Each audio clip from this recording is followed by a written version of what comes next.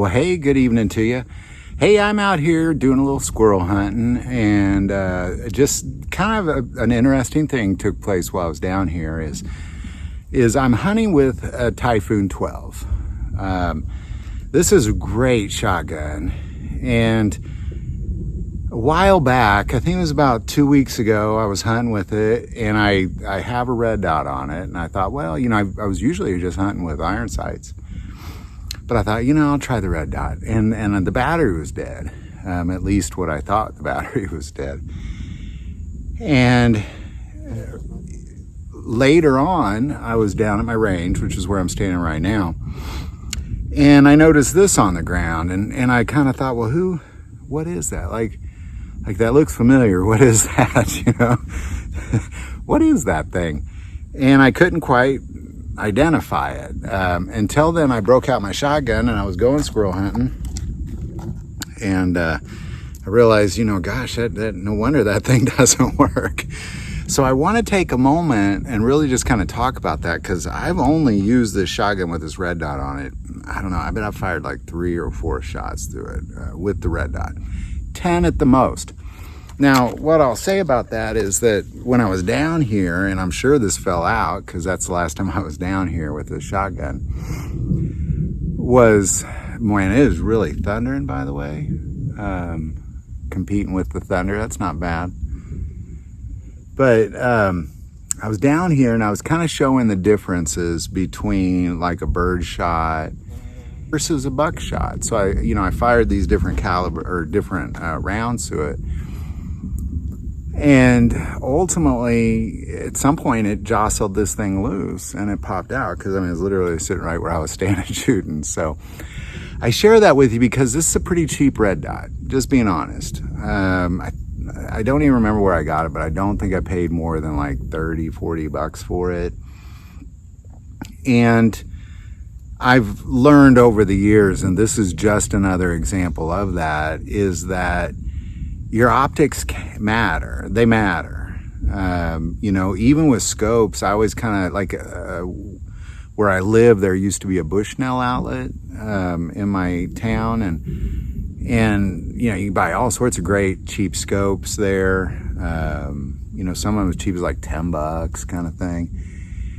And that's usually where I got most of my scopes. Not that Bushnell's not a good brand, but this was their outlet, and I was getting their cheaper stuff. And it really wasn't until somebody sent me a really nice scope that I kind of thought, wow, that's a huge difference. That is a big, giant difference.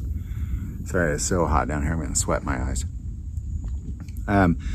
But it matters, and to be quite honest, this is my home defense shotgun, and iron sights will do great for the record, but red dot is what it's for. It's for the home defense. I didn't get a red dot to hunt with. I got a red dot to have for home defense.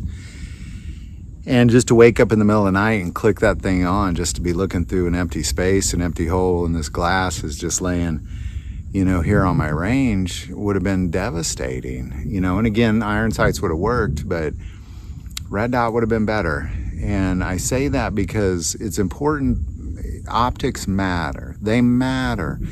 And what jostled it loose was the torque of the gun, so it's clearly not designed to withstand the torque of a shotgun. So you really have to get your optics specifically designed for the torque of the gun, because, or that impulse, that kick of that gun, you need to, so if you're going to be shooting a 30-06, for example, you need a scope that's really ready for that kick.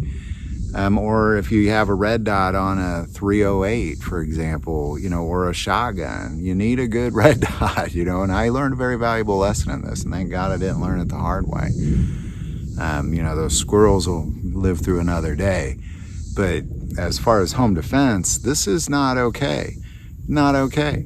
And it's my own fault. You get what you pay for. And that's really kind of what this video is just, you get what you pay for. And when it comes to optic, I recommend, there's high dollar optics, and you won't catch me doing that. I'm just not a wealthy man. I was a teacher in my last life and a principal, and you kind of know how that pays and what that retirement looks like. So, I'm not in the, I'm going to buy like a $5, $6, $7, $8, $9, $10,000 optic. That's not who I am. But spending a couple $100 versus a couple tens of dollars is definitely worth it. And some would argue even more than that.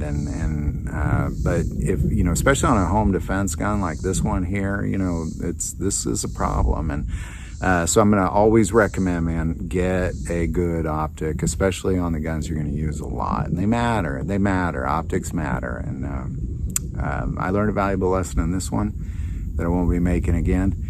And I just want to share that lesson with you. So anyhow, any thoughts or insight on any of this, definitely put it below. If you got a good mid-priced optic, I'd be curious, especially a red dot, something like what I got here. Like something kind of like, I like it. It works perfect if it worked. I guess I like the design of it. It just was cheap. Again, I think I paid like $25 for it maybe.